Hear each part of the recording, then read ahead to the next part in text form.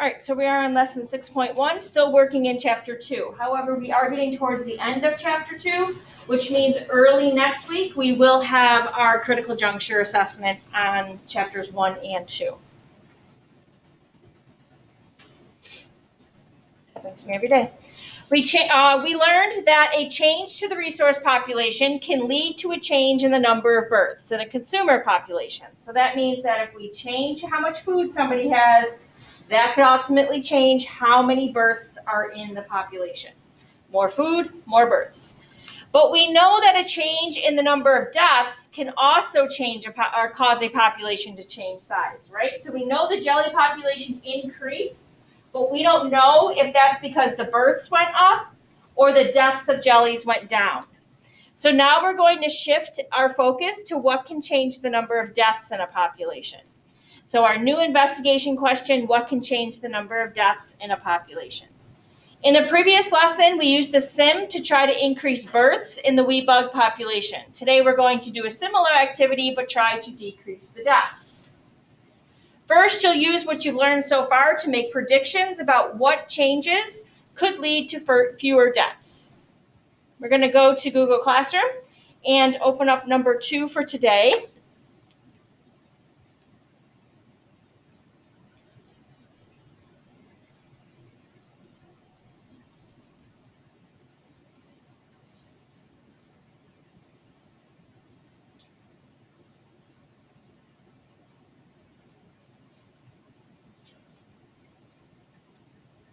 And when you do, this is what you should see. And our directions say to make a prediction about how to decrease the number of deaths in the wee bug population, then make observations in the sim. So within yesterday's lesson, there was a video that kind of taught you how to use the sim. I'll do the best today to try to show you those features and how to use those. So what can change the number of deaths in a population? You will investigate this in the sim. In the sim, furbills eat wee bugs, and wee bugs eat green leaves. So in yesterday's lesson, we learned that this is a food web. And the food web shows the way that the energy molecules move through an ecosystem. So the molecules start with the green leaf, they move to the wee bugs, from the wee bugs, they move to the furbills. So this does not mean that the green leaves eat the wee bugs. That would be weird, or the wee bugs eat the furbills. It means that their energy is transferred that way. So the wee bugs get their energy from the green leaves. So what change would decrease the number of deaths in the wee bug population? So we want less wee bugs to die.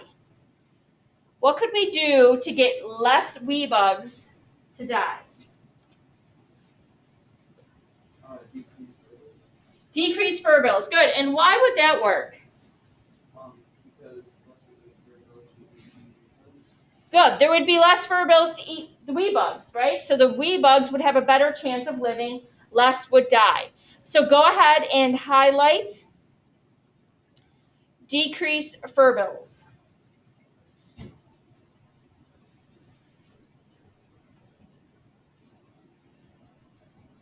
Are there any others that you think might decrease the number of deaths in the wee bug population?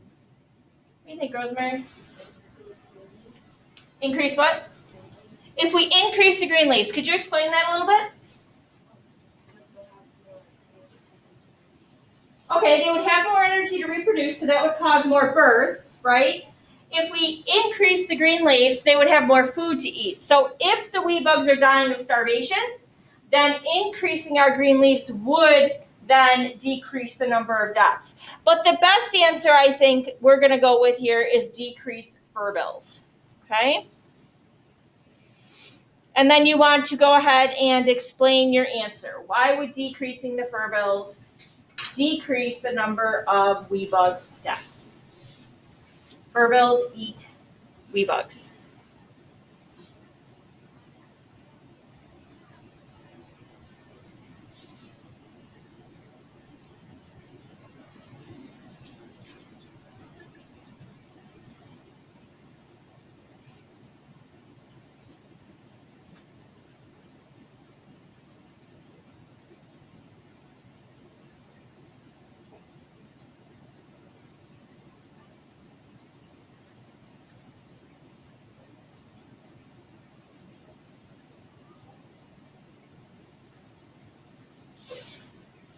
Once you're ready, you're going to scroll down to the instructions and click the blue link to open the sim.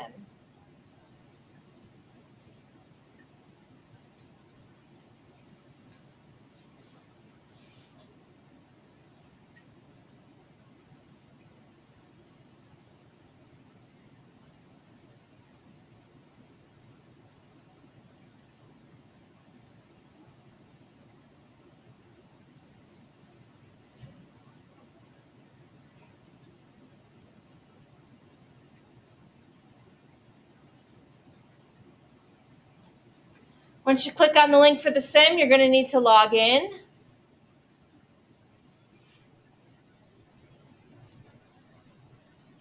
Click no when it asks you about an iPad.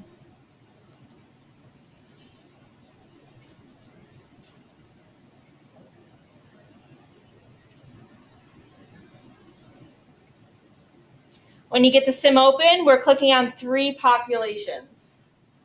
That's the one in the middle.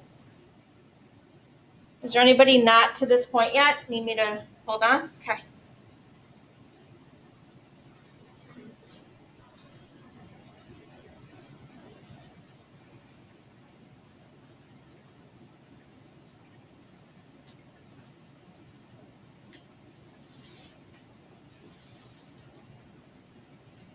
So while we're waiting for that to load up, our first direction is going to be to press play. I feel like when we click on that, it's going to automatically play. We're going to run the sim for 30 time units, then press pause. So that will be our first step. Christine, are you ready? Are you here? Yeah. Okay.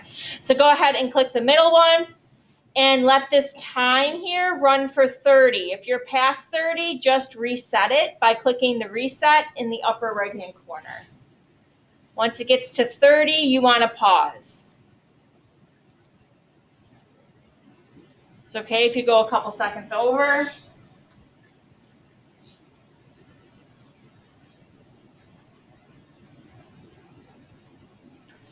Make a change that you predicted would decrease the number of deaths in the WeBug population. Hint, make a change to see the biggest effect. So we said that if we decrease our fur bills, we would have more WeBugs. So you want to click the little arrow to open up the panel and hold down the minus button. I would leave probably like 5 fur bills. And then there's this little lock button next to the number. You want to click that lock.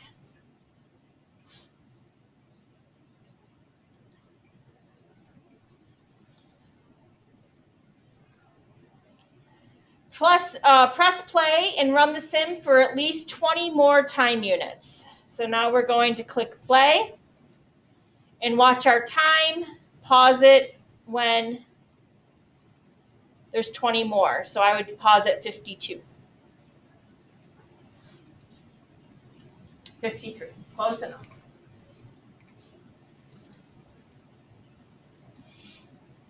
Press Analyze and use the range window to review the number of births and deaths before and after the change.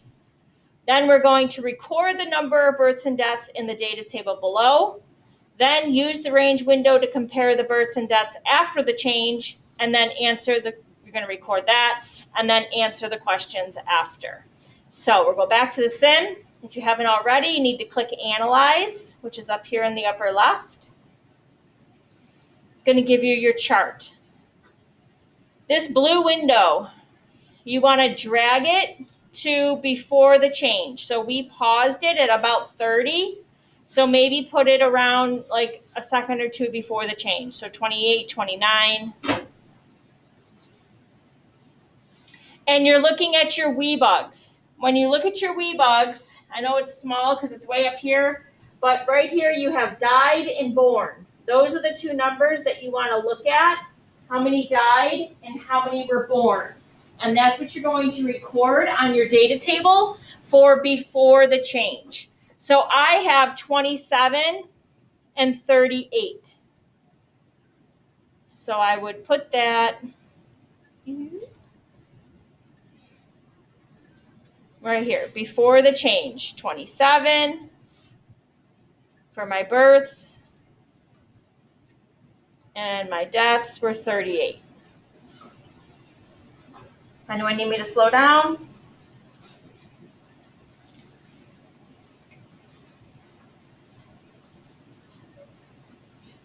Oh, you haven't gotten it yet? Oh, okay. I'll come back and check it. Let's see where we're at. All right, so we got the send. Good. Entry data. Did you do what we did? Yeah, looks like you did. Okay, so now you get your births and your deaths, so go ahead and record those. So before the change. Just took a few bucks.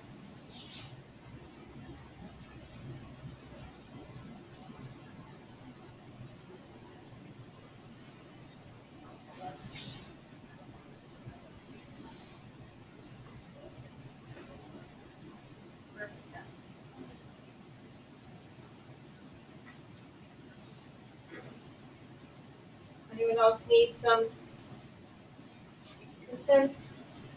You look good. You look good. Nice job, Tessa. Are you good? For before? What's your data? All right, so we want to fill out this top one. So we're going to take this and we're going to drag it to before the change, right up there. And now look at your births and your deaths. 33. I think 37.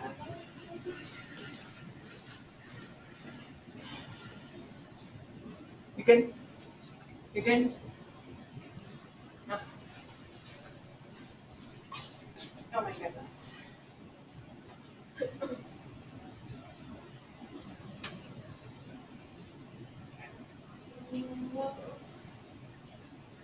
Exit.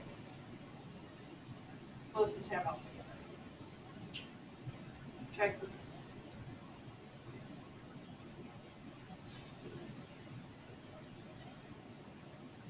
Did we get this far before?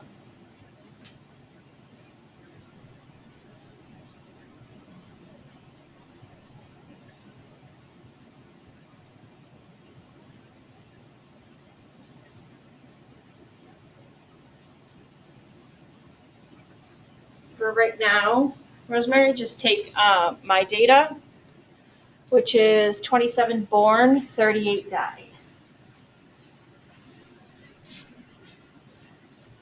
Yeah, right there. 27. 38. Let's see your settings up here. You can just let it run, but you can just use my numbers. All right, so now we want after the change. So this little marker up here is your change. You can also do it based on your time. Okay, so we want to take our slider and we want to put it after the change, which was about 30. So right at that marker up top, or you can go right to the end is fine too. Good morning, Mr. Gabriel. Good morning, Ms. Glass. If you need anything with that, just give a call. Thank you. Thank you. And again, we're looking at our wee bug population. Okay, this time I have 13 died and 131 were born.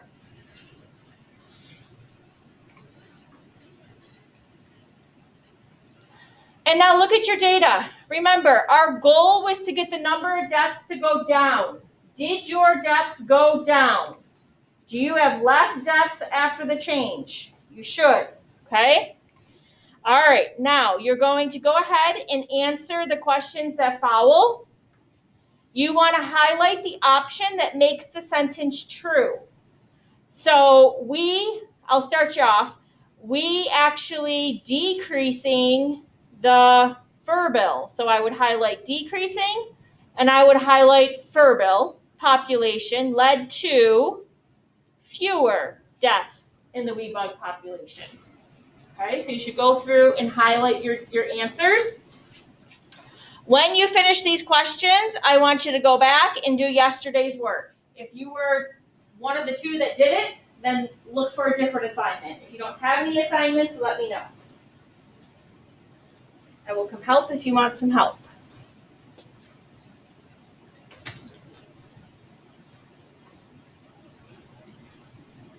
And it never load, or you just close it? I mean, just close it. It's possible. Yeah.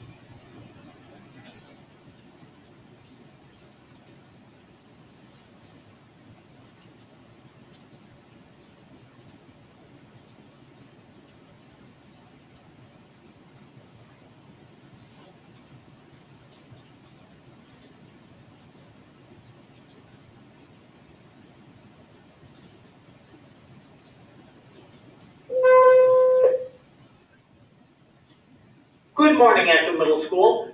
Students, as you know, today is day one, the only day of the ELA assessment for you. For those of you who are testing, take your time. You're going to do great. You have as much time as you need. If you're not sure about a question, go back and reread the question. Try to eliminate any answers that you know are not correct. You're all well prepared. Like I said, you have excellent teachers. You're going to do a great job. One thing that's very important, before we start the test, at 8:45, your teachers will begin giving you directions. You cannot have a cell phone or an electronic device on you. If you have your cell phone on you, you need to make sure you put it in your locker before the test begins. If you have one of those, for example, an Apple Watch that can act as a computer, you cannot have that, put that in your locker as well. If anybody needs to safely store anything, please come to the office. I will make sure we lock up your stuff for you. But again, you cannot have electronic devices on you. They need to be in your locker.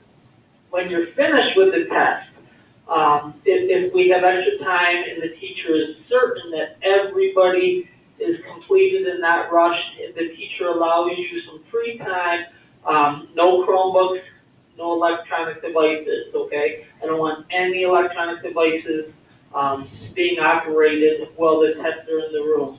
That's pretty cut and dry. Make sure you use the bathroom before you go, but if you need to go to the bathroom during the test, you're more than welcome to. We will have an adult escort you. The test is very short, so again, take your time, do a great job, and at 8:45, you can report to your testing location. Your teachers will tell you when to do so. Thank you, have a good day, Akron. Anyone need some help? If you're finished, turn it in and then do yesterday's. Because maybe before you start yesterday's, did you already? Okay, before you start yesterday's, restart your computer to see if that symbol works. Can you hop on those? You're good.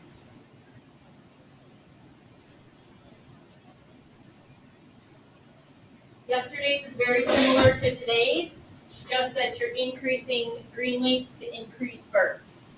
It's the only difference.